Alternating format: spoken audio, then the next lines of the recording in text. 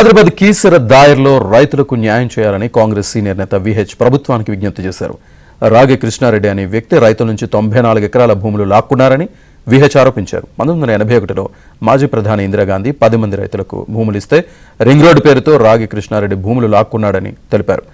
రైతుల ఫోర్జరీ సంతకాలతో అతడి కోడలి పేరు మీద రిజిస్ట్రేషన్ చేయించుకున్నారని అన్నారు. ఇప్పుడు ఆ రైతుల భూమిలో వెంచర్ వేసి ఒక్కొక్క విల్లాను 3 కోట్లకు విక్రయిస్తున్నాడని విహెచ్ తెలిపారు. విక్రమార్క ఏమన్నాడు, పీపుల్ మార్చులో ఎవరి భూమి వారికి అన్నాడు. మనం ప్రజలకు హామీ ఇచ్చినాం అన్నాడు. గద్దరు పోయినాను, గద్దర్తో పాటు నేను కూడా పోయా. ప్రతి మీటింగ్ లో ఇదే మాట్లాడిండ్రు.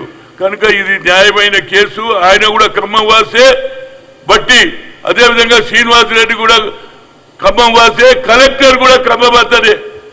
అక్కడ ఉన్నటువంటి కలెక్టర్ ఏదైతే మన మేడ్చల్ కలెక్టర్ ఉన్నాడో ఆయన కూడా ఏది ఖమ్మం నివాసే. కాబట్టి ఇది న్యాయం చేయమని కోరుతున్నా. తప్పనిసరిగా న్యాయం జరుగుతుందని నేను అనుకుంటున్నా. దానివల్ల పార్టీకి లాభం అవుతుంది. నేను ఏది 4 ఏళ్ల నుంచి గత 4 ఇయర్స్ నుంచి కోట్ల చుట్టూ అటు అన్ని దగ్గర తిరిగినా. ఇప్పటికి 9 సార్లు పోయినా ఊరికి. అది నేను కోదండరెడ్డి హెచ్ఎండిఏ ఆఫీస్కు పోయినాం. కానీ వాళ్ళు ఇప్పటి వరకు ఏం చేస్తలేరు. హెచ్ఎండిఏ ఈ విధంగా చేస్తే కోర్టుల కేసు ఉన్నప్పుడు